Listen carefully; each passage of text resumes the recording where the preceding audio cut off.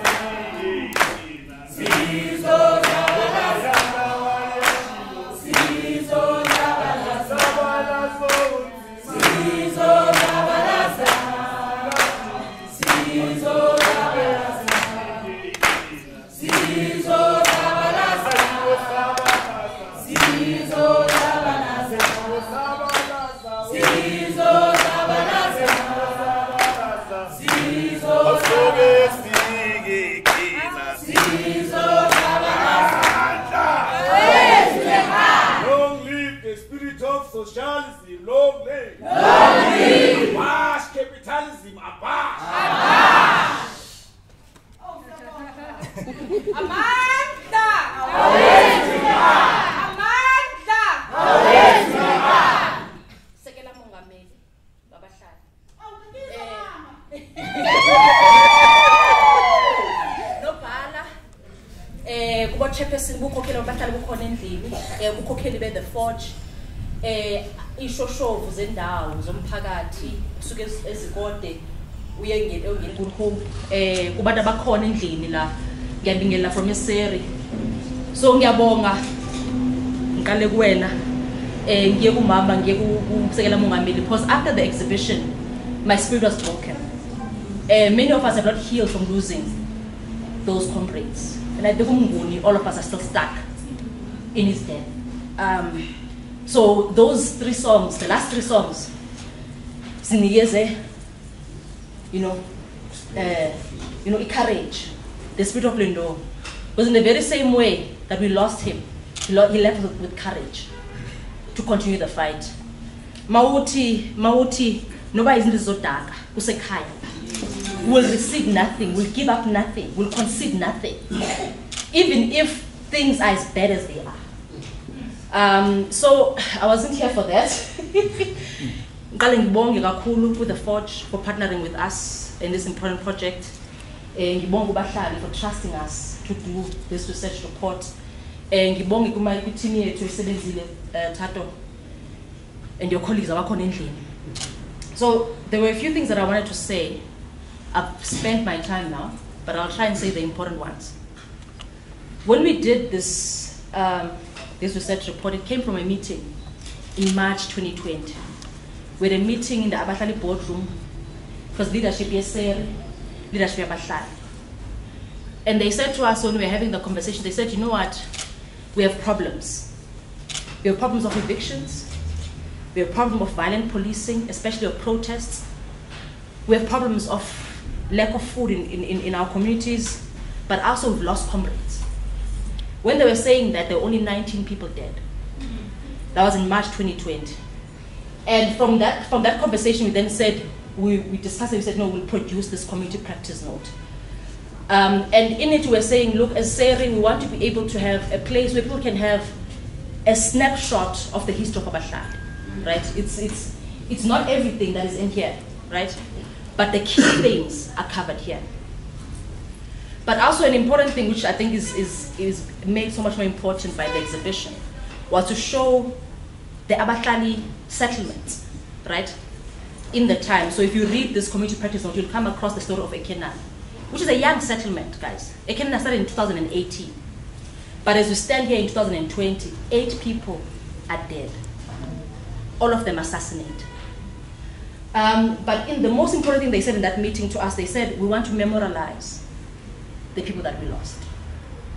And for us as SERI, how we took that is that we wanted you to know the name of each and every person who died.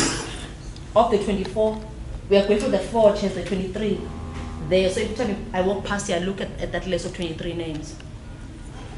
But in that 23, what it won't tell you, you just look at the list of names.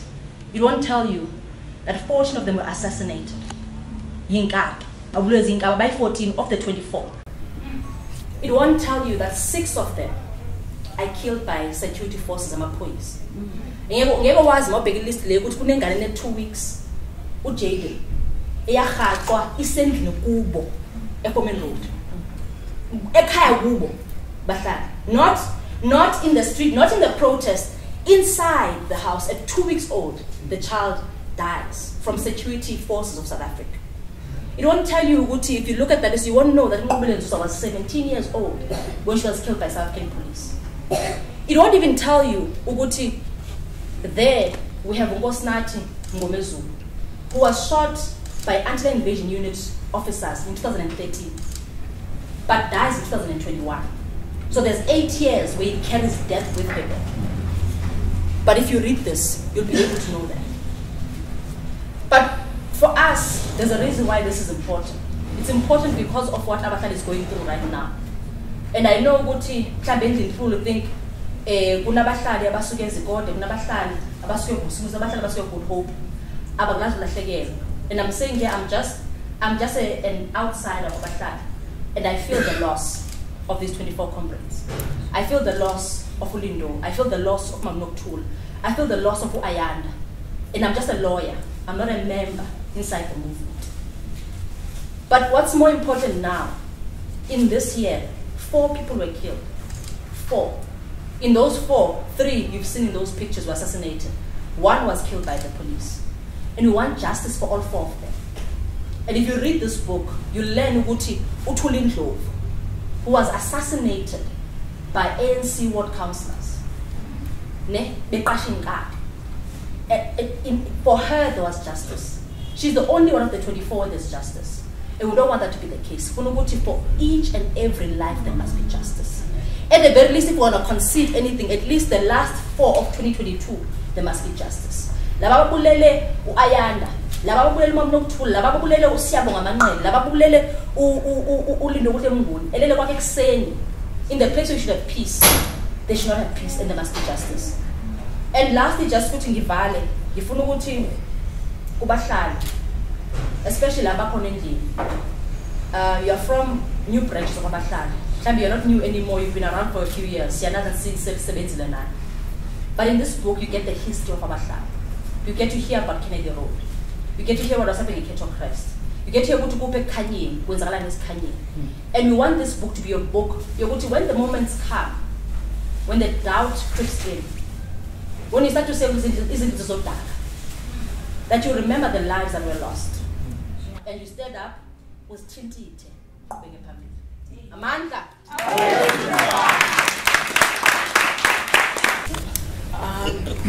Okay. Yeah. Thank you, Zamo, for your opening remarks. So I'm going to hand over to our panel. I think Malala's introduced them, but just in case you forgot, we have right at the end Professor Richard Pithouse, who's a scholar, activist, and journalist, and well known here at the Forge and Tricontinental, and we then have Thapelo Mohapi, who's the General Secretary at Abahlali baseMjondolo. And then we have Mrs. Melita Ngobo, who's the chairperson of Abahlali's Usumuzi branch here in Tembisa. So I think we'll start with Richard, who can maybe give us, I guess, a snapshot of the history. If there are, there's children, there are newer settlements that have not just joined Abahlali, but give us the, if you can, and like a nutshell, like take us back to like the beginnings of what Abahlali was. Just the beginnings. That's 17 years, sorry. Because Thapelo, I think, will walk us through like some of the key moments for him, and then she'll take us towards the later moments. Okay. First of all, I just want to say how important this evening is and how important the work that SERI have done is and your role in it. And these photographs, I mean, you can see in the work that Siya and Nomfundo have done how people are represented with dignity. And that is what oppression tries to rob from people. Not only because oppression has the consequences of people having to live lives that are undignified in some ways because of what they don't have, but also because you can't oppress people if you recognize their dignity. That's why people are robbed of dignity at the outset. And I want to say thank you to Nomfundo and Siya and SERI for the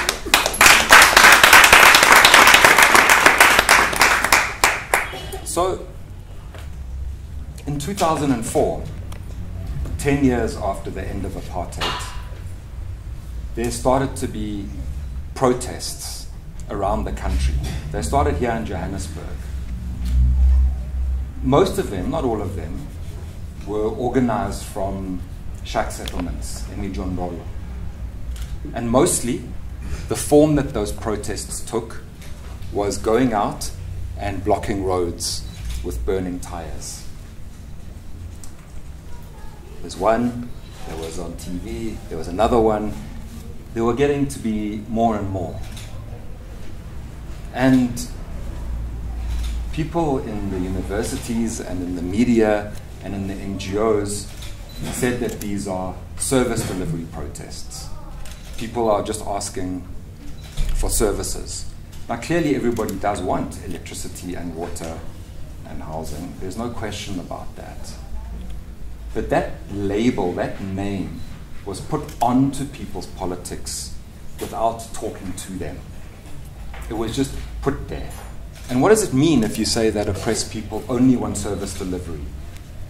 What it means is they just want enough to survive at the most bare and basic level.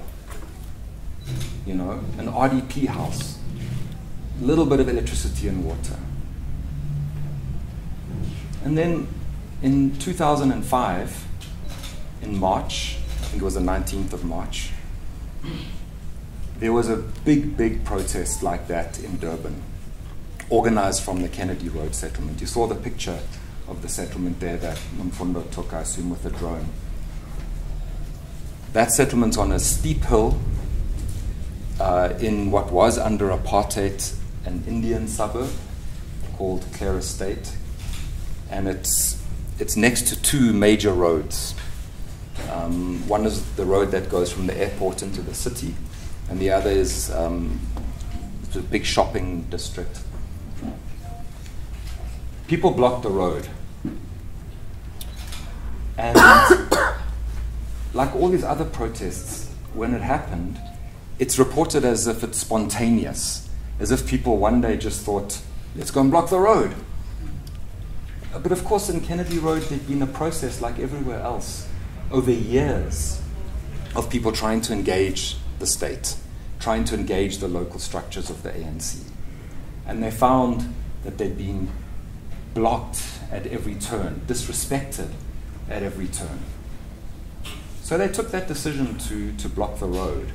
And the demand was very similar to the demands that there'd been all over the country, which was, we want our elected representatives, in this case the local ANC councillor, George will remember him well, Jacob Beig, to come and address us.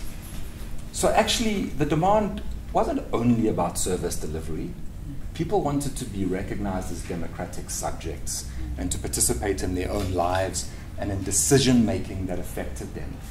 Because we have to understand, colonialism expropriated, stole, took a lot of things from people. We talk about the land all the time, and we can never talk about that enough. We can never ever talk about that enough. but it expropriated many things. One of them was the power that people have, which should be an ordinary thing that everyone has, to participate in decision-making about their own lives. That too was expropriated. So people wanted to engage democratically. They wanted that democracy they'd been promised to work for them. They asked the councillor to come and talk to them. That was a demand. They said, we're not leaving the road until the councillor comes. And they held that road, and it's a major, big road. And the police came, and people were arrested. I think, was it 14 people? 2 of them were children who were taken to prison. The councillor eventually came. And in the story that we've seen again and again, we saw it most famously in terms of the national news at Marikana. When the people eventually come, they're called and they eventually have to come. How do they come? They come with the police. They come with guns. They come with an armored vehicle. And Jacob Beg arrived and he said, arrest these people, they are criminals. So you want to be taken seriously. You want to be able to talk to the leader you elected. That's a criminal act. It was a shock. People were beaten. They were driven back into the settlement. And a large number of people who were there in Kennedy Road marched on the police station in Sydenham, which is nearby. Again, George has a lot of experience with the person who was the station commander there, a guy called Glenn Nyaga, whose father was the infamous Lieutenant Nyaga, who tortured a lot of the young people who were involved in the Black Consciousness movement in Durban, people like Streamy Woodley and others. They got to the police station. They said,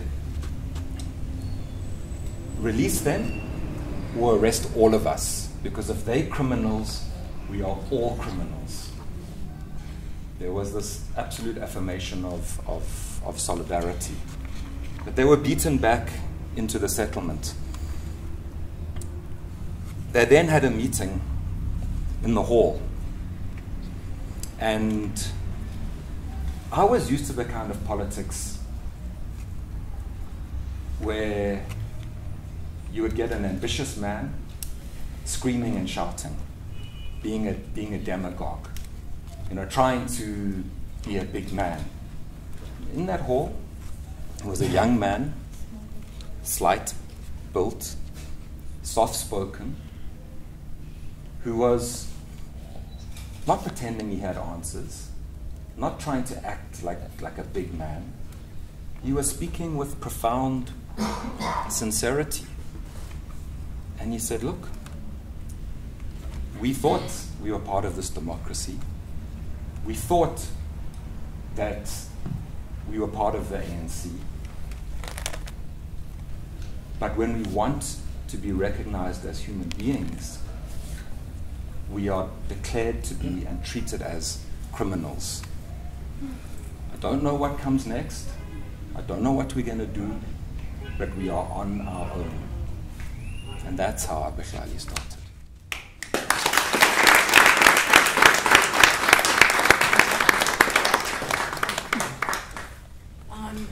So Thapelo, you can pick up the story from there.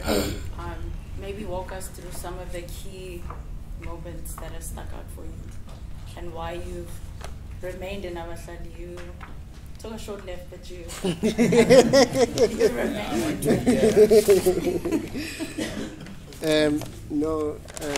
Siyabonga kakhulu.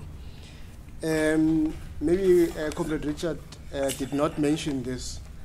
The young man that he speaks about is the president of Abahlali baseMjondolo, Mr. Sbuzi Gote, who is the founder of the movement of Abahlali baseMjondolo. I just wanted to finish off. Thank you very much. I think most of all, I think we need to recognize the work that the Socio-Economic Rights Institute has done. I come here for the first time after Comrade Lindokuhle Mnguni, who was here before he was assassinated. And I feel his spirits as I come here, because when we are comrades, we feel each other. And I come here not with a heavy heart, but I come here relieved that we are still carrying on with the struggle that he was, forging. I would like to take this opportunity because, uma ngabe uyi-lead emphakathini, akufanele udlule ungazange ukhahlele. Ngifuna ukuthi ngi-recognize usihlalo wami la eduze kwami wasevusumuzi, ngi-recognize usihlalo wami Zikode village, uBabuthulani. Ngi-recognize nosekela sihlalo okhona namhlanje ngoba usihlalo uma engekho phela usihlalo usekela sihlalo uba usihlalo. Njengoba nathi namhlanje sinomongameli ngoba umongameli akekho.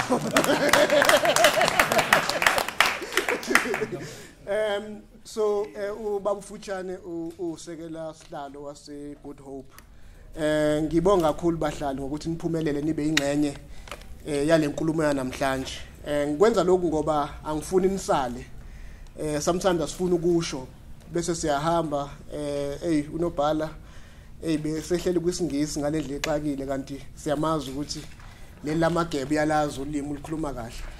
But at the same time ngifuna ukuthi ngirecognize umongameli wePhudemo efika nathi namhlanje, sisho sithi mongameli siyakwazi ukwenzeka leSwazini, futhi siyazi ukuthi umzabalazo wenu unzima, umzabalazo la khona enibhekane nomuntu onenkani, nomuntu ongawabuki amalungelo abantu njengamalungelo afanele abantu baseSwazini.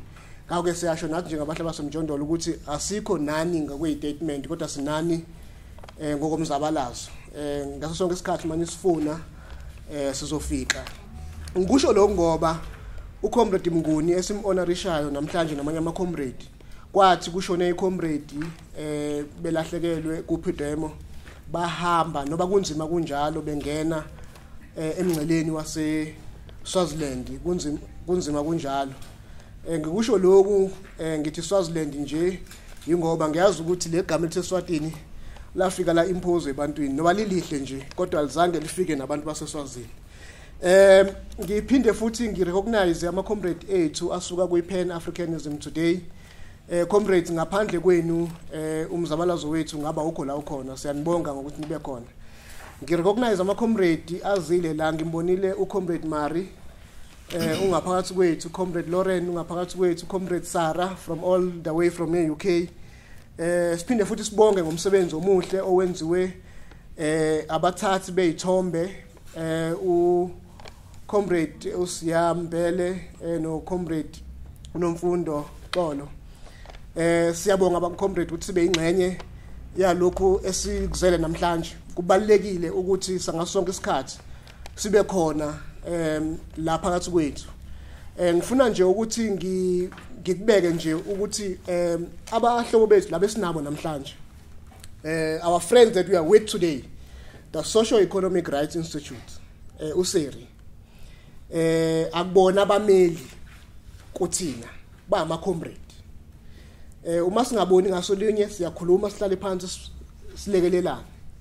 So i-relationship yethu nabo akuyona leyo ukuthi soya kanjani kummeli wethu ngoba abameli baziwa njengabantu abaphezulu, abantu abaphansi babonekala njengabantu. Abanye abameli bazi lo ukuthi kufanele bangathathi instruction ngoba uhlala eMjondolo.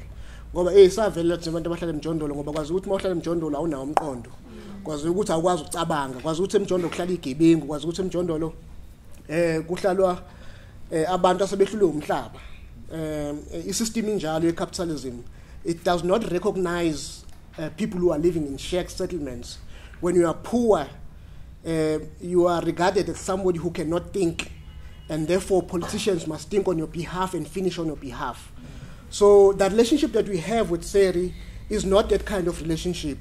It's a relationship where every time views of the people who are marginalized are taken into consideration. So abantu abameli bakaSERI akubona abameli abavele bathi labantu ba face eviction, therefore asiba protect ngalendlela. Bayaya emphakathini bayobheka, bathathe everything ekhona emphakathini ukuthi lo muntu lo ingako namhlanje usinomzamo ekhuluma ngolindo kuhle Mnguni angananazi, uyamazi ukuthi ubani. Sometimes abanye abantu ba represent ama client abo bengazi nokuthi obani ahlangana nayo sihlangana enkantolo sina sihlangana enkantolo sihlangana emzabalazweni ngoba se understand ukuthi umzabalazo lo sikuona. So thank you very much for that work. I hope that other people in the civil society, particularly those who are providing litigation, will actually learn from the work that you do, because every time abantu bayasibuza ukuthi how do you do it that you have lawyers that understand your struggle as well. That's why today we have this. It's very important that each and every one of you read this. It's very well researched, well, people that are speaking here are not only lawyers who said, let's write about, because that's what happens. You have academics. I have nothing wrong with academics. I have no problem with academics. But they write without even consulting people. And they write about the people. And they write good books. But those good books are just lying somewhere. Somewhere in some places. Some people do their thesis and they disappear. And it's no longer about the people themselves that are coming. So you don't see the people in the books that they write. So Siyabonga ukuthi la siyakubona lokhu kwenzeka kule ncwadi.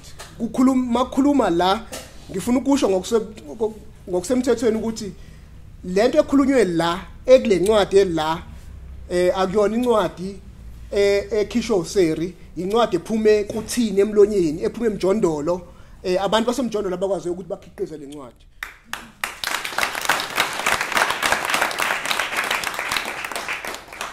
So, comrades,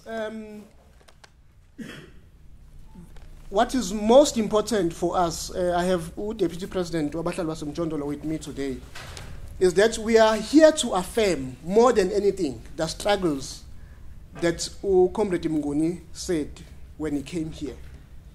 He said that we've been arrested, we've been brutalized, we've been evicted.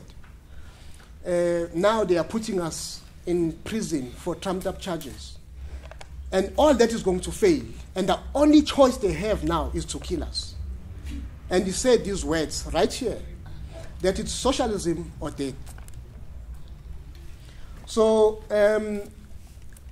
ngifuna ukusho ama-comrade akhona la, our friends, our partners, our comrades, ukuthi this is a serious struggle. It's a serious struggle that we must take and face on head on, nathi ngendlela serious. Singathi we are in the struggle because Comrade Melita is in the struggle. Singathi because we are in the struggle because Comrade Fichano is in the struggle or Comrade DP is in the struggle.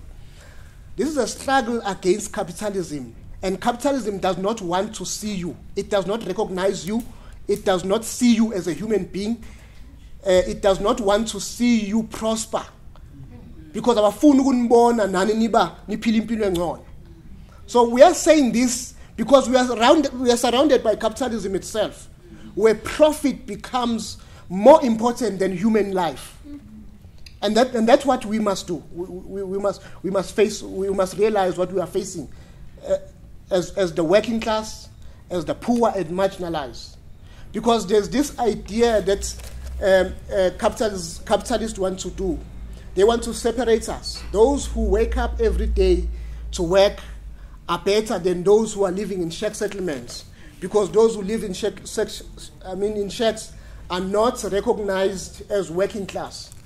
But Karl Marx tells us that it is those who don't own means of production, those who sell their labor. So if we stick to that and say umuntu ovuka nomuntu ohlele ekhaya emjondolo are all working class because they are actually fighting against the same system, and the system that does not recognize all of us. Ngoba now uyavuka ekuseni usebenzela ukuthi ugibele kuphela, awukwazi ukuthi uwondle ingane zakho. Siwabonile ama-protest enzeka eSouth Africa la khona abantu bethi asitholi le mali efanele. Sibonile eMarikana abantu bebulawa ngeyilwane uhulumeni we-ANC.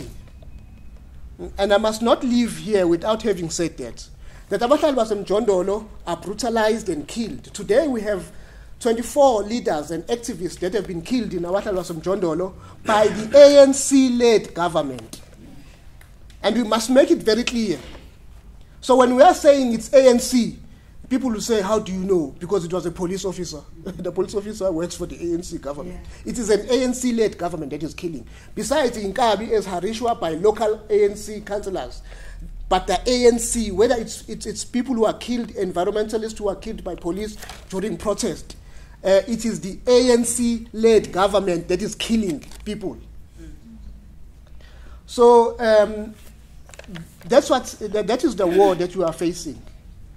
And we are going to rally ourselves and fight against this head-on, regardless whether we are facing death. We have many victories that we have won. There are many comrades who can call their settlements a home today.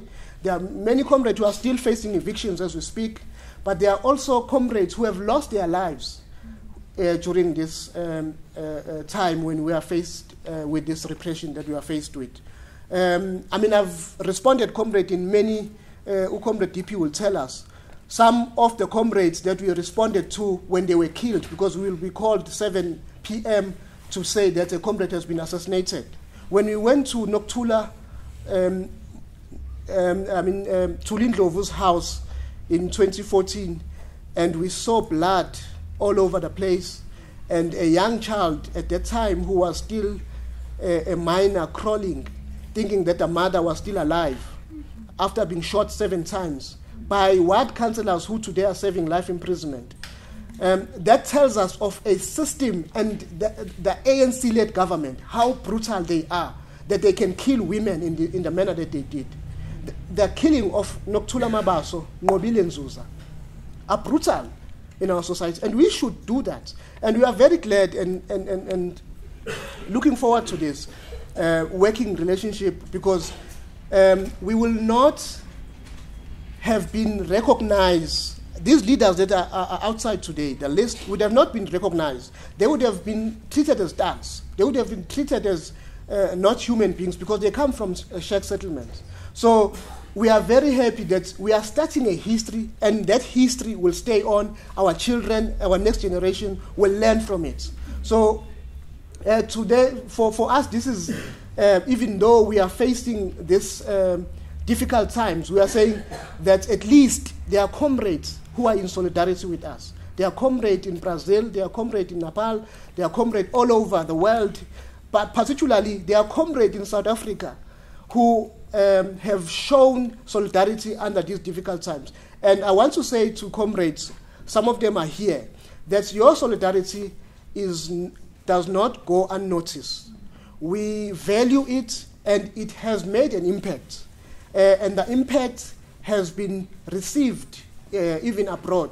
Yesterday, the South Africa has what it called the periodic universal review, where a number of times people who were there said that we recognize that you are claiming that you are a democratic state, but you have not done anything to protect human rights defenders, particularly those of Abahlali baseMjondolo. So for our name to be mentioned at a United Nations level, mentioned by powerful countries like the Switzerland, it means that whatever we are doing in South Africa with all our partners has been recognized internationally. So thank you very much for that, comrade. We appreciate it. And the president of the movement said, I must not leave here having not thanked all those who have shown their solidarity that are present in this today. Thank you very much. I appreciate it.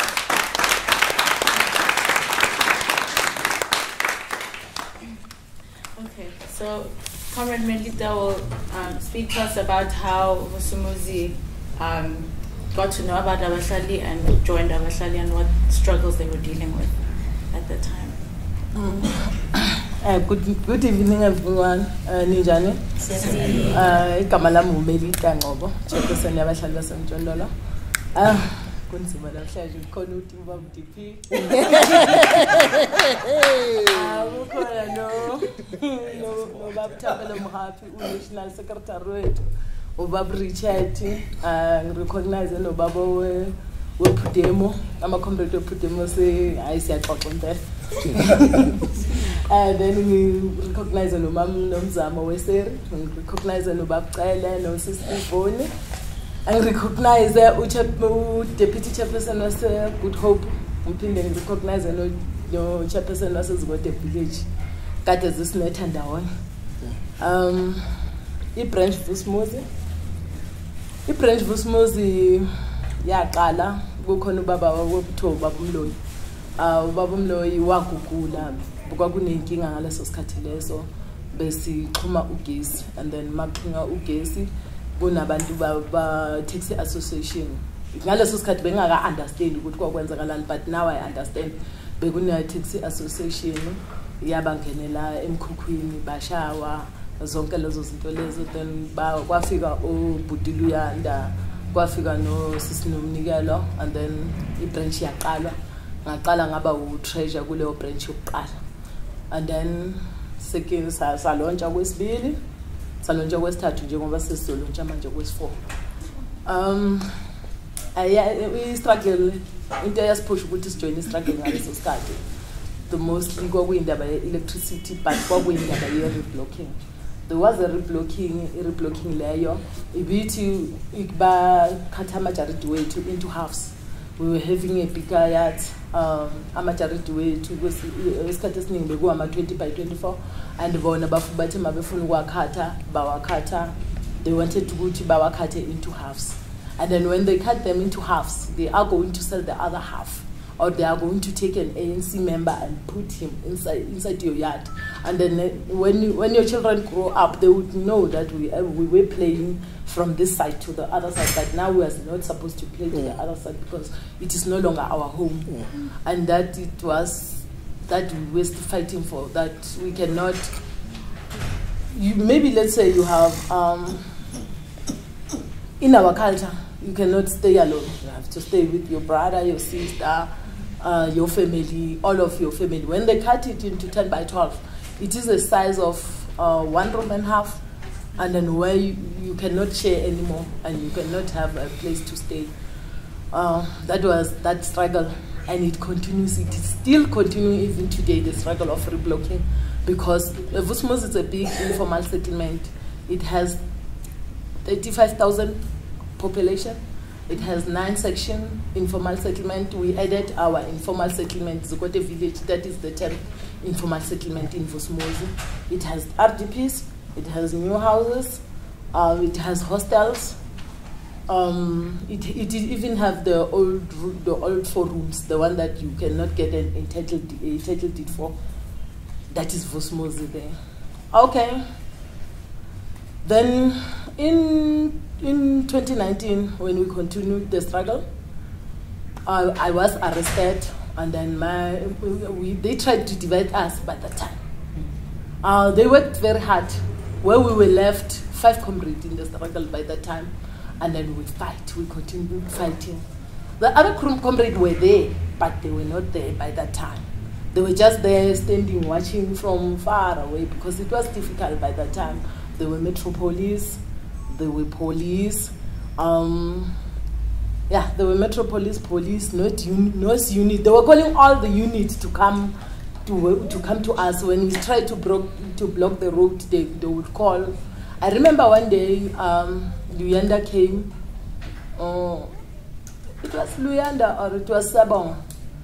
They came, the comrade from Jimiston, and then when they came, there was all units. There were many police vans there.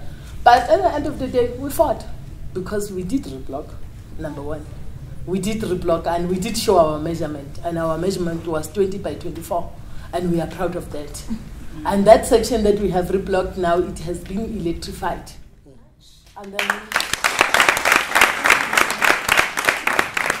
then the other thing, there was 6 houses that were left in Mangosuthu. The other one is the home of Mbhele.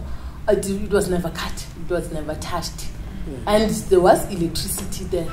And we sat down and we saw that, okay, it is hard, yes. You have to fight very hard. It is very difficult. But at the end of the day, you have to stay in the struggle and you have to push very hard. And then when the time passed, they took the tenants from ANC and then they give them the place. And then we sat down and say, what about us? We have our own tenants. We have Abahlali members that are paying rent and are not supposed to. And then we went to there was a land next to Mbhele acres. And then firstly we were going there to just put maybe 2 shacks there. But Abahlali came and said, why not? We have to fight this, because during COVID-19 we don't even have homes to stay, we don't have jobs. And then we stayed there and we want that place. And now what makes me proud is that we have comrades who have homes, who took their children from the rural area and they took them to Johannesburg. Now they are staying as a family. And that is why that place we call it Zikote Village, because it was named after our president. The struggle that he's pushing, the struggle that he is like is like a father to us, because he's in Durban, but he is in Johannesburg at the same time. Most of people they like to say, oh, your leadership is very far. Our leadership is not very far, because they are phone call away all the time. They are there with us. When we push the struggle all the time, they are there available for us all the time. And that is what makes me proud. And then I like to talk about Ekenana. One day when we were occupying Zikote Village, there was a press statement that was talking about Ekenana. We read that press statement. Then after that, we have a community garden that we made, and then after that we have a crash too that we made ourselves as Abahlali. Why? Because why did we make that crash? It's because of all the time when you go to the offices, they say we are not educated. Like me, my handwriting is very. It doesn't mean I'm not educated, but my handwriting, you cannot read it. And then most of the time when they look at the attendance register and they say, she's from the shack. She doesn't know how to write. Look at her handwriting. They assume because of that, but they don't know my background anyway. Then we started a crash because we wanted our children to understand. We wanted our children to learn the better English and the better Zulu at the same time, not sticking in the foreign language without knowing our home language. And we wanted them to understand. And then we have a teenager group called Lindoguhle group. That group, you can be amazing. When they can come here, they sit down and they listen and they know. Last time there was Usisibus who was there in Fusmuzi. He talked about that if you are a coward, you are not supposed to stay to the struggle. And every time when they come together, they quote that word. And I did notice that, okay, this is the future of our struggle. That is why we were looking for change. And then in terms of mobilizing, in Fusmuzi is very difficult. Why it is difficult? Because last time we went to the meeting, and when we went to the meeting with the government department, we were having people from Premier's office, and then the meeting went well. One of the people from Premier's office, then they're not there. They started to divide us. When you get into the office, I got first, and then they said, we are not talking to you because you have a court order. Which court order? The reblocking one. And then secondly, we are not talking to you because you have a court order for Zikote Village. And I did tell her that, that is not my court order, because they said Emelingo, and I am not Emelingo. Even if they did write Melitango, I don't use that Melita that has been written in the ID to write it on the attendance register. Then I told you, I asked that lady, but she was arrogant, and I left. But when I left, my comrade that I was with, they said that we are going to leave the meeting. I said, no, don't leave the meeting. Salani, nisale nizikhulumele nina, because it was not me who came here to talk for you. You were here to talk, to tell your story. And then they were left behind. They were terrorized by the lady because she knew that I was out. But what I like with those ladies, even now, they're definitely sure they know what they want. And then even Babungoni from Edamping, they were there. They were there in the meeting because we were divided. The Eslasheni went first, but we are in Ward 9. It is Eslasheni first. Then secondly, it is Edamping. Then they went there, and then they come back. They were angry. You saw the struggle in their face, and you knew that. I was happy that day because I knew that I had a comrade who can back up me. Because what I told them is that, what if I die? Because one day I'm going to die. What if I die? It has to be somebody who knew the office. It has to be somebody who know that we can go to the mayoral's office. We can go anywhere. Even today, we were writing another email to remind the mayoral's office, because at most of the time, if you are from Abahlali, you have to send an email maybe 10 times. Maybe even 7 times or 20 times. You have to sit down and say, oh, because the mayor now, she's not in the good situation. Okay, let me send an email. Maybe I will get a response. It is the way we are being treated. We are being treated like animals. We are being treated but like the people who don't have a mind. We are being treated like the mud that we are walking in on the informal settlement. Then the last one, before I waste time, our comrade in Ekenana. That is not Ekenana's comrades. They are our comrade. They are the comrade of the world. They represent us. Our soldiers that are here by the window. Those are our soldiers. It is our history. They tell who we are. There is the saying, "Abai konkoti moto emile." That car, nobody likes it. But if it is moving, that is why we are being killed. They are killing us because they know that we don't stop. What made me happy is that I've met Comrade Mungoni. I didn't meet Comrade Noktula. I didn't meet Comrade Ayanda and Comrade Manai. But I did meet Comrade Mungoni, and I know the man. He's a kind man. He doesn't go loud when he talks, and he tells things the way they are. That is our comrade Mbhele. And then the last thing that I want to tell everyone, guys, we need the soldiers that can stand in the light.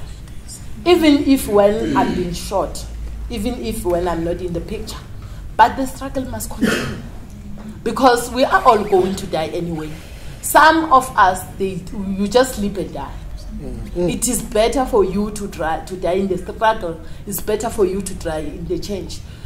They brought a material there next to my house. I have a big hole next to my house. They brought a material, and they're saying they're fixing the river. And somebody asked me, why are you continuing with the struggle? Because we are fixing your house. Yes, they are fixing my house, but what about my other comrades? What about my other? Because the word comrade means a friend, it means family. It is a word that is important and valuable. When I am now saying, okay, I'm okay, maybe one day I will have a title deed, let me sit home. What about my comrades? You have to ask yourself, Nyabo.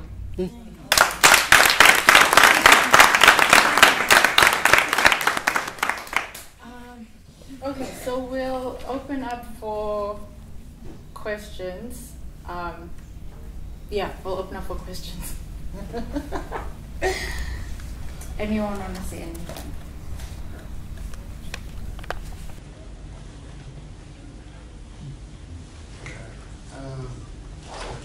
In terms of just the history of this it comes from the socialism background, where you live in your country. That's what we like socialism is about. But how does the party go forward in terms of socialism? But you need to be inclusive of that.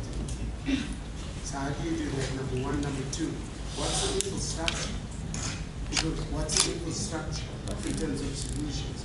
Because yeah, we kind of, ANC's kind of always been dealing with the kind of post-traumatic, like national type of story type of stuff.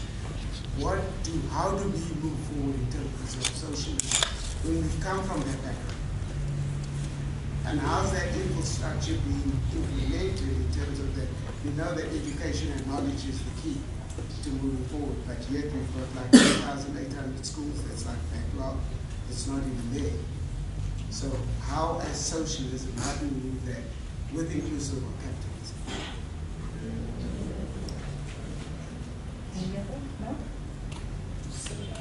Okay, so we think we got your question. If we need help, we'll shout.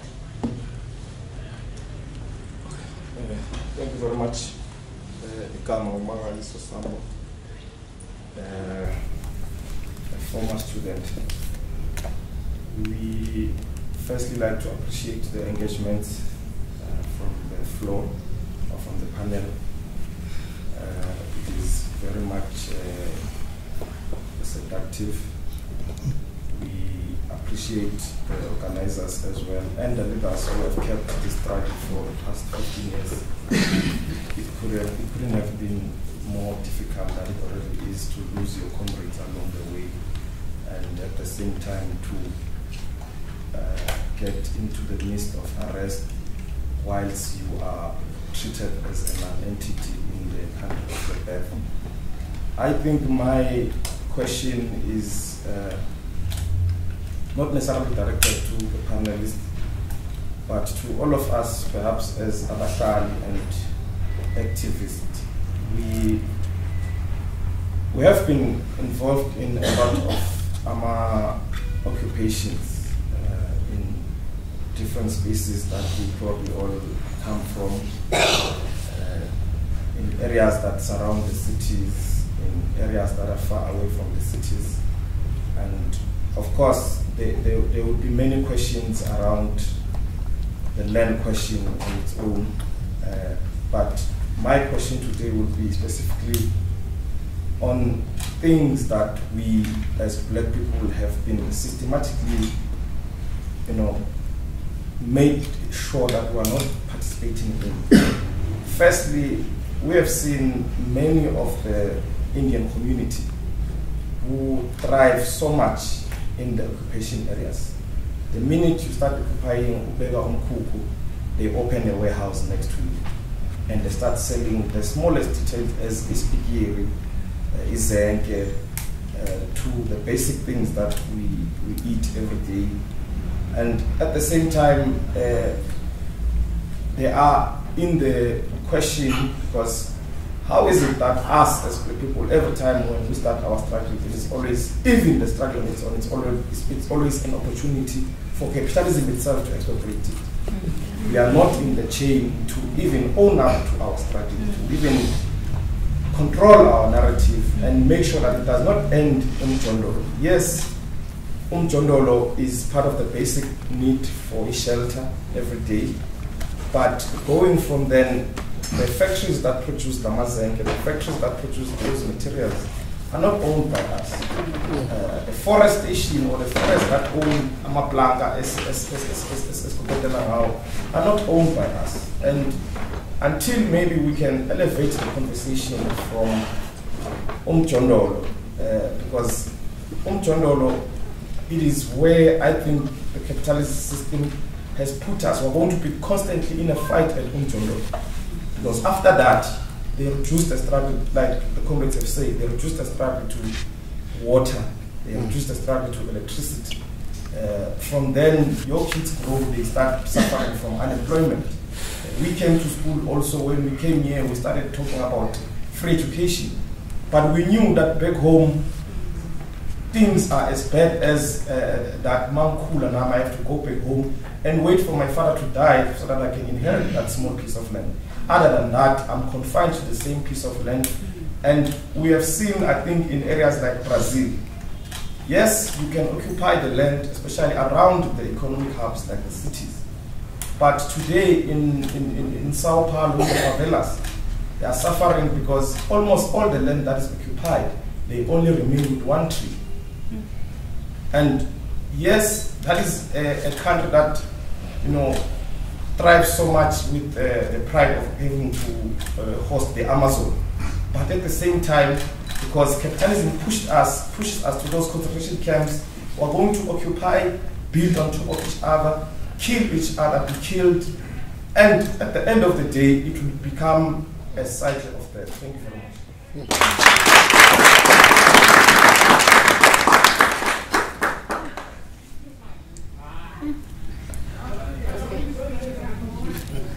Let me come. Please keep it brief, man. I'll be very brief. Thank you very much. My name is Abahlali, and I'm also a former student from the University of Witwatersrand. I was happy when I read about this movement, Abahlali baseMjondolo, on newspapers, in the media and stuff. I was actually encouraged by the resilience that this movement has. I know the challenges that you grapple with on the ground, losing your soldiers at some point, and you continue to soldier on. You are very encouraged to see black people be uniting under this banner. So I want to thank the leadership and appreciate this leadership for forming such a very dynamic organization. My question is just one, as I've been asking today. You know, you're talking about socialism, Comrade Secretary, and the importance of destroying capitalism and having this socialism. And there's other speakers have said you are not affiliated in any organization. So now, my question is, if you're not associated or you are not a political organization, how are you going to ultimately take control of the state and convert it to a socialist state? Because we'll just, if we are not contesting that space, we'll just see on the ground socialism, and it will never have an impact because the state is still a neoliberal state. So have you considered working with other leftist organizations that pushes for socialism? Thank you.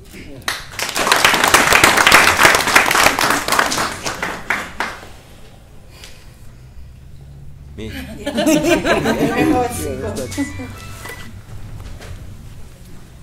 Look, those are deep and wide-ranging questions, and I know we've got a chairperson who's monitoring the time. But we won't go into all the details.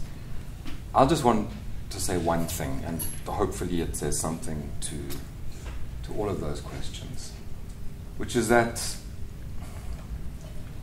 the world has changed a lot. All over the planet, there are huge numbers of people who are living in shacks, favelas, whatever we want to call them, whatever they're called in different places. I think it's more than 2 billion people. That's what colonialism and capitalism have done, but are still doing all over the world. There are young people who grow up, not always in a rural area.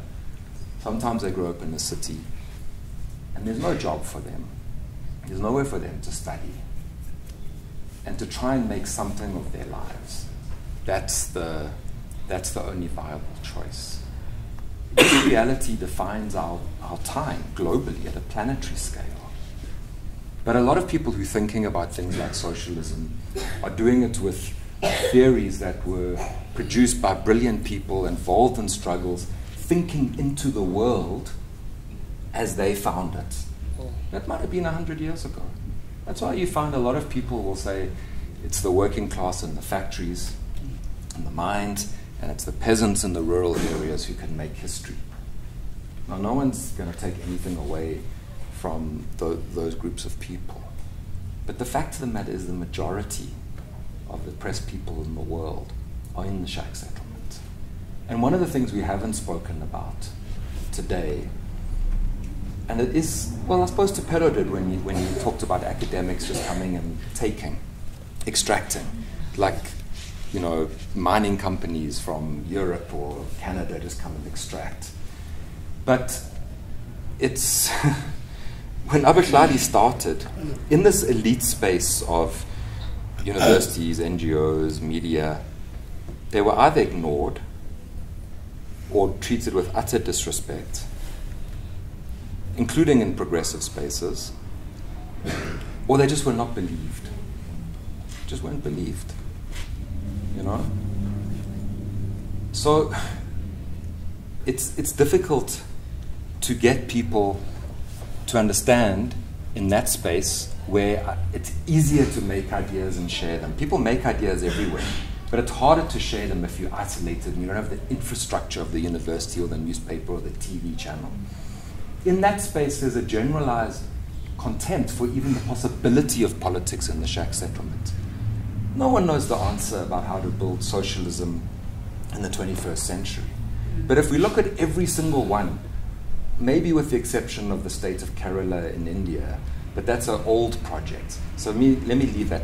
If you look at every single project in the last 20 years where there has been progress, so Latin America, around the turn of the century, Brazil, Venezuela, then later Bolivia, Haiti in the Caribbean. All of these political projects, they're different, they've got their different strengths and weaknesses, but they've made, some of them have made real gains in people's lives. Like in Bolivia, 60% reduction in poverty, massive land reform. What is the primary social base for those projects? Well, they come out of the other forms of the left. Lula, who just won the election in Brazil, he started out as the general secretary of the Metal Workers Union in Sao Paulo. The unions were important, but the primary base for Lula and the Workers' Party to win again in Brazil against that, was in the shack settlements. So they call it the urban peripheries in Latin America. How did the politics start that eventually brought Evo Morales to power, the first indigenous president in an overwhelmingly indigenous country? It started with the road blockade. It started with the urban poor coming down from the shacks in the hills and blocking the roads in the main city. What was the basis of the political project in Venezuela? It's not just the shack settlement, it's the commune in the shack settlement. And what we can learn, and Haiti, it's a movement very much like Abahlali that opposed effectively the dictatorship backed by the US. The movement was called Lavalas. A slogan in Haitian Creole is tout le monde c'est moi. A person is a person. It's Abahlaliism. It's So it's the people who are most disrespected in the elite spaces, who are least likely to be believed, least likely to be seen as having political capacities, that have opened up the sights of the most encouraging possibilities around the planet. It's not a roadmap, but it's something we don't take seriously in South Africa. And we don't take it seriously in the elite spaces where it's easy to make and share knowledge. In fact, I'm putting it very politely to say it's not taken seriously there. But let me leave it there. That's longer than I wanted to speak for. Yeah, no, well, I mean, the second question where I would start, I think the Kenana becomes an example of that. Kenana commune, once the land was occupied, the comrade decided that we can't live in the commune without having food, because we don't want to go back to capitalist again and buy the very same food. So they started a food garden. They said we can't go back to capitalist and buy chickens. We have to have our own chickens internally. And they started a communal kitchen where everyone comes and eats together. So I think it's very true that even if we occupy, but capitalism does breed from what we from our poverty. And I think that Ekenana becomes an example of what needs to be done in order, because we need to face capitalism in all angles. If you are fighting one angle, you're still going to need, the capitalist in one way or the other. So, and it becomes, capitalism has starved us. People are going to sleep without food because of the neoliberal system that is in South Africa at the moment. People are starving in post-apartheid South Africa, worse than during apartheid, because we know. Sometimes I tell people that socialism is not some sort of something that is there. It was there in the rural areas when we were growing up. When somebody did not have anything, if a family did not have anything, they would take a cow and give to that family so that family can milk. Once that cow has had its own cows, and then the community can return it back to the rightful owners. That was to try and make a balance, to say no one must go hungry without having anything, and no one watches as somebody goes to bed on an empty stomach. But today, it's brutal. It's every man for himself. Nobody cares about their neighbors. People die on their way. So the other question is that we believe, and this is before we get to full socialism, we believe that that we need to organize from below. We need to start from at grassroots level, because I think many people have rushed to actually fight against. But if you don't have the basis and the ground at the grassroots level, where people on the ground understand what we are facing, what kind of a monster is capitalism is, it is only when on that time, and it is very important that when we are here, we preach socialism, because even the media doesn't want to hear the word socialism. So it is very important that in our little corner that we speak about socialism and the importance of socialism in our society, because it is the system of capitalism that has destroyed us. We cannot talk about issues of climate change if we don't talk about what capitalism has done to our climate. We cannot talk about climate change if we're not saying that we must have socialism in our societies. So capitalism is very brutal. Socialism does not see a brother, a sister next to you as your brother and your sister. It sees that person as somebody who's coming to take from you. That's why we have xenophobia today. It's because of capitalism. Xenophobia leads from that. You see someone who is in the same struggle as you, who left their country because of the same situation as your enemy, because capitalism tells you that you are poor because this poor guy came and took your job. And that's what's happening in our society. So everything that is happening in our society, we must look at it in the eyes that socialism, capitalism has come to destroy our minds, because that's what it has done. It has actually destroyed us. Even in the rural areas where I'm talking about today, but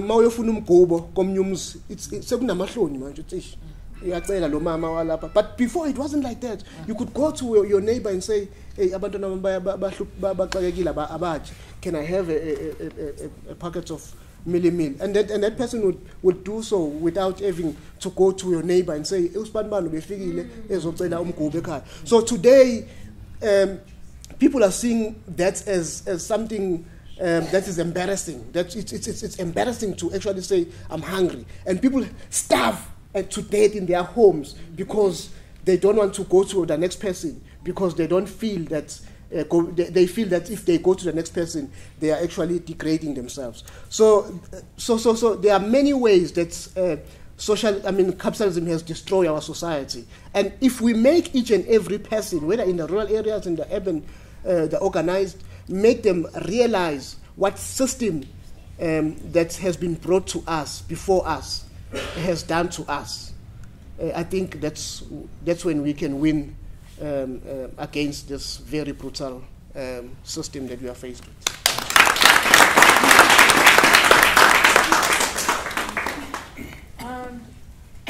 Okay, yeah, I don't, if there are no more, okay, mina ke ngizoyikhuluma very simple, angizoyikhuluma ngama fancy words and stuff. Mina ngizoyishaya nje very simple ngoba mina ngiwu black no white. I-socialism iqala kithi. It is amongst us. Uma ungakamazi umakhelwane wakho uya step far. Asikakafiki kwi-socialism sisazekude. And then ifuthi i-socialism isezandleni zethu. Izandla zethu umsebenzi ayisekho. You have to save imali yokuthenga ispinach. You cannot buy spinach kungukuthi you have that piece of land ekwakho ekungukuthi ungatshala ispinach lesi uqeda ukhelele nomakhelwane. Money is not important. Abantu abaningi benza ngathi imali ibalulekile kakhulu.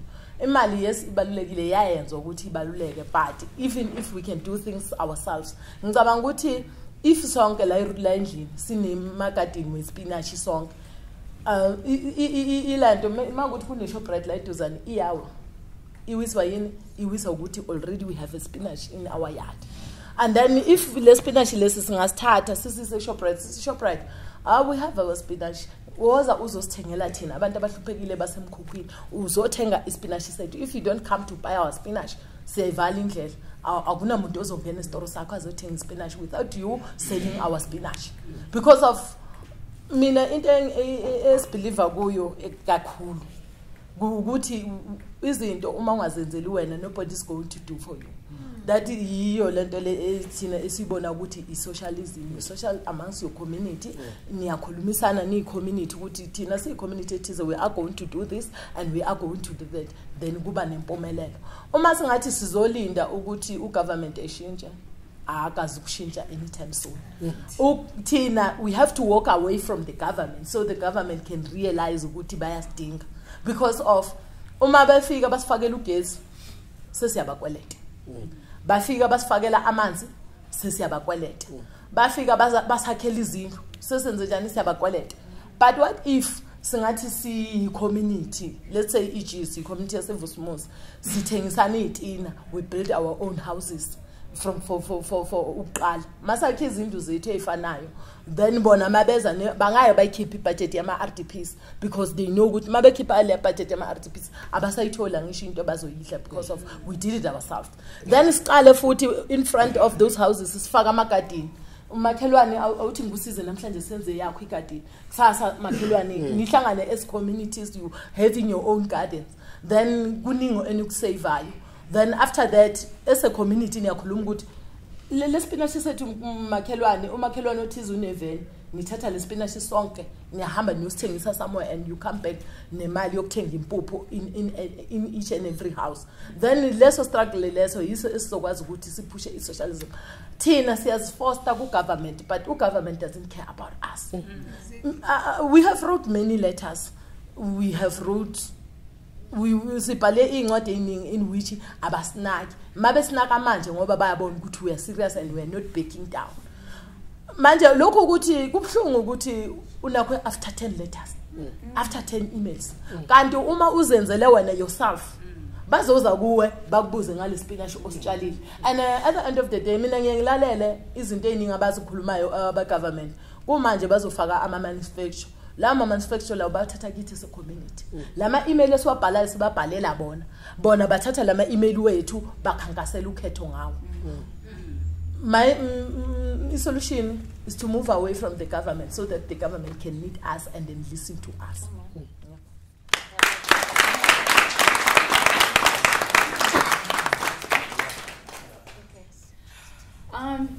Yeah, so I think we'll just close. I wanted to thank our panelists, Sis Melita, Thapelo, and Richard. Thank you so much for your contributions this evening. I also want to thank everyone that contributed to this community practice note. A number of people we had to speak to who knew Abahlali from before. I knew Abahlali. We had to consult with Abahlali, verify the information that we had. And so we're extremely grateful for all the support and inputs that we got from people. we're also especially thankful to Nomfundo and Siya for their photos. You'll see a lot of their beautiful work in the CPA, and I mean, Richard read the Word document. You read the Word document. It doesn't come to life in the same way that the way you document people in your pictures makes it possible. So we really are thankful, and our hope that is that this can be a resource, and we're honored that we could contribute this to the movement. So thank you very much for coming this evening, to listening to all of our panelists, and yeah, please make sure that you get something to eat on your way out. Thanks.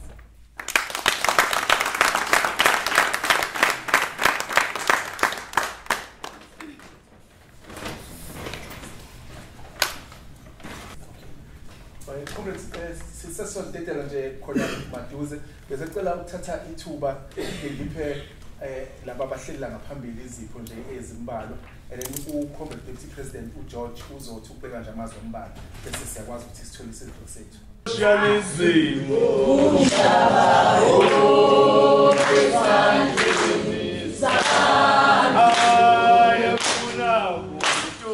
akuna muntu ophethe umhlaba socialism umhlaba wonke esandleni sabantu akuna muntu ophethe umhlaba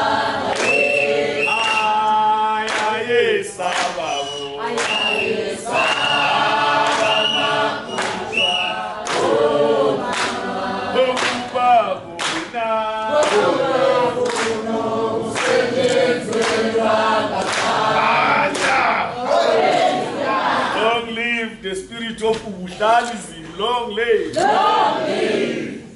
Thank you so much, comrades from the Forge, all cordial directors and all alcohol comrades, for such a beautiful work to keep the space for activists, to keep the community work going here. I'm going to tell the comrade when I walk into this Nomzamo, I said, Comrade Mwalele, this space, it cannot be a space without a community organizer. Who's a community organizer? So we need to know that. I challenged them when I came here. So I want to thank you so much, SERI, Nomzamo, with the good work, comrades that were here, the panelists, friends of Abahlali, activists that are here, Comrade Maria, that are also here, part of us, comrade from the branches of Abahlali in Gauteng that are here. Siyafisa ukusho Abahlali ukuthi nize ngalithatha kancane leli thuba ukuthi nizoba iphathi yalo discussion enteka ngaka. Le ncwadi iclear, it speaks about a living politic. Ikhuluma ngobuhlalizimo, a new philosophy that has been established ngabantu abampofu, abantu abahlwempu, abahleli emkhukhwini. It's a taste of a history of Abahlali. So I want to challenge SERI today that Comrade Richard has spoken a little bit about comrade, not even a comrade, called Rambo. It is not that much in this book, but the oppression that we have experienced from him. Comrade from Podemo, thank you so much to be here. I think this event is much more blessed. We know what is happening in Eswatini. But the president is to see some comrade within the country who speaks so vocal about Umswat when he's far away there. But they were cheering with him, giving toast. They could not even ask a single word Mswati, why are you killing the Swazi people? So I'm hearing today a question in the room, how Abahlali wants to put, or how Abahlali define a road to socialism. I want to tell comrades in this room, the living politics that Abahlali put in daily basis in practice. There's only way we can be able to build a people's power, a people's government, a people government who will listen to the people. That's because people that will lead in that government will be people who have been groomed with the communities in the government. We have to take some lessons what has happened in Venezuela. When people of Venezuela stood up and say, enough is enough, we cannot allow to be oppressed about this US government anymore. We need to build our society. And they were shown all over the TVs, people of Venezuela that are hungry, they got no food. But coming from Venezuela, they were strong enough, we got our food in our commune, and we are eating and we are not starving. But we have been bluffed what we are watching in the media, in the radio station, because what we are told, it's something that it must come and kill our mind. So the living politics of Abahlali and the philosophy of Abahlali that had established Socialism, I can encourage you, former students, that if you can go deeper, and give yourself time, ufunde ngalobu hlalism ngalobu buntu esikhuluma ngabo. Comrade Tapelo has been said that thina sikhule abanye bethu sisazi ukuthi obaba, although they were kept as slaves in mines, but bebethi nxa bebuye emakhaya babuye bathi umethenga inkomo athi le nkomo ayikwazi ukusengela abantu. They were not privatizing their own goods that they had. Boze bahlanganise bathi nasithenga inkomo yelali ezosengela abantwana babantu. Buphilo bobuntu namhlanje. Today we have been killed ingqondo yethu nezandla yethu by the very same system education that has been put before us. We need to fight against this system that still exists in our institution.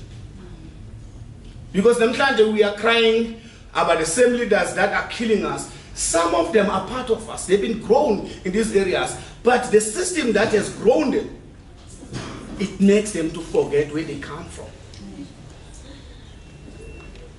I speak here in front of you today. I always say it. I don't say anything I can say I'm lucky or what. I'm one of the young leaders of Abahlali, one of the young members of Abahlali who has been grown in the movement. Page 68. Don't look at very close that book. There's some pictures that when you come to it, you might just pass it. But I want to share with you, comrade, it was not easy. The movement is 17 years old today, of which something is rare. A grassroots, a social movement to live so long in this country. Because these people are asking just for housing and for land. And then if the government, if it was a government of the people, they should address those issues and then there will be no struggle. But Abahlali, they went beyond that. There is a dignity that we need to fight for. Even if we said we want houses, of which that we were promised in 1994 for fathers, they were played. I never voted in 1994, I was young. But our grandfathers, they were played, they were blood, it was shed to overthrow the apartheid regime. And there were promises that were made before us. But today we are still living in a country, thousands of our people still go in bed with no food in their stomach. Because you know why? Even the land that we are fighting amongst it, small portions, we are not being given the right to those bigger land that they're carrying our economy. We're speaking just about that. I've never heard anyone speaking about the mines. Comrade, we need to claim more. We need to claim more. So for us to win those is to go back to each corner of this country, to agitate each other, to bring Ubuntu, to say, away with xenophobia. We are all Africans. So we will be able to turn the tables. Finally, sihlangane la khona kuzothi impilo kufanele kithathwe semsamo imbeke emnyango, ithathwe emnyango imbeke emsamo. Finally kufike lapho and then so to face. So uma singakwenzi lokho bakho comrade, I think we need to organize, we need to mobilize. So I can tell you as Abahlali, we are still like a small part. I can say we are like just 100,000. Smaller. We are clear. We are clear that if we want to build a strong government for the people, we must build a foundation. We have a population of this country, 60 million of us. We are only 100,000. So there is a need for us to build. There is a need for us to go assist people of South Africa that have been betrayed. I hope Comrade Vuyo, they are around here. I always challenge them, a shop steward, most of them. I always challenge them that, are you an organizer? Do you know how hard to go organize a person who lives in an informal settlement, a person who doesn't have any hope anymore, a person who just say it has accepted everything? So we need to get back there and go organize those people and go tell them that, stand up, you have hands. Don't allow this monster of capitalist system to come and play over to us. So comrade, this comrade that you are seeing in the wall here, yeah, I've experienced them. Yeah, I've been there, comrade Rich, since 2005 from the movement. I was young. I just turned 40 years just the day before yesterday.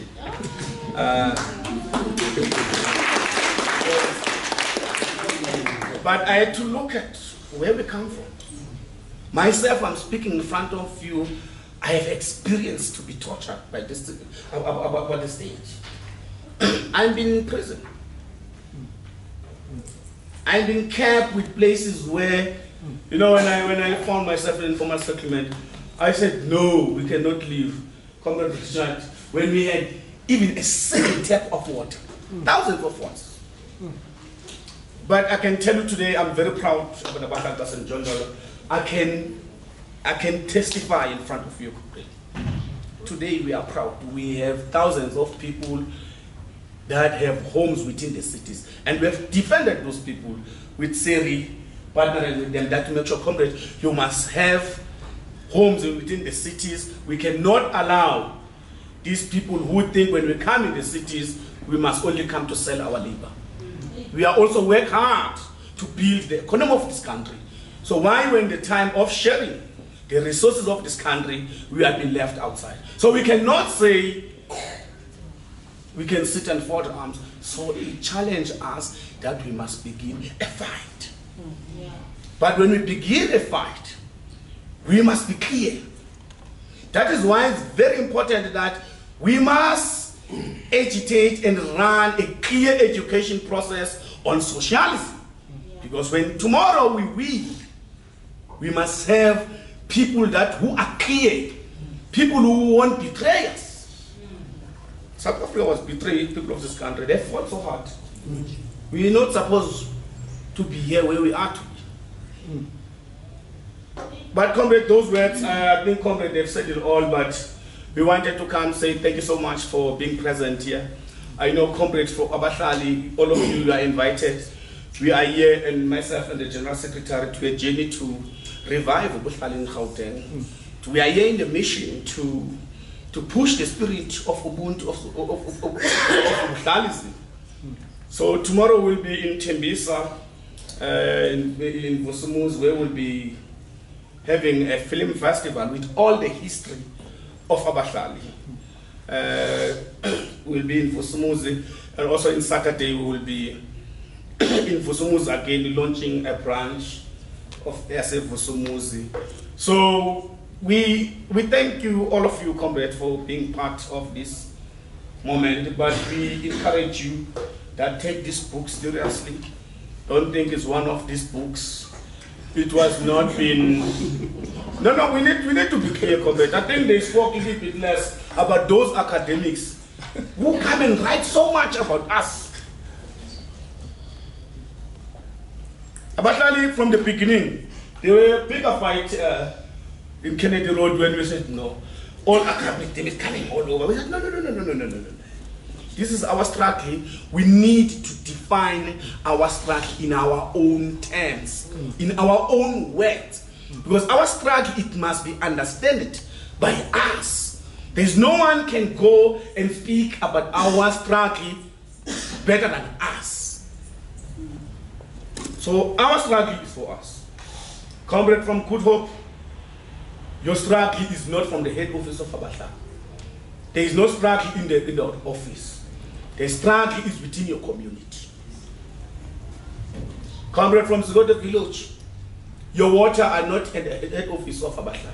Your water is right there at Zigote Village. Comrade, it's simple. Simple. To win what we want from this bourgeois, let us not fold arms. There's a big pipe water, and then we stick. Let us dig and take water. It's not a crime. We have coward of leaders that are sitting in that parliament. They have asked us to, as citizens of this country, to submit. Remember Abahlali, we went out on the street. But now today they can't even take decision now. Comrade, let us take land. Umhlaba ngeke deliver ngehelicopter. Let us take land. So without land in our hands, we will have nothing. We will have those people who will come today and divide us in the community. Come vote for me, come vote for me, come vote for me. That's because these people are hungry for power. So we need to build our power from below. And then we can be able to say, comrade, who are leaders that we can be able to say, even if you take a oath, you won't take a oath in that parliament. We need to take some of the chairs out there from outside. So, comrades, in those words, we need to say thank you so much. Siyabonga Siyabonga, comrade, thank you.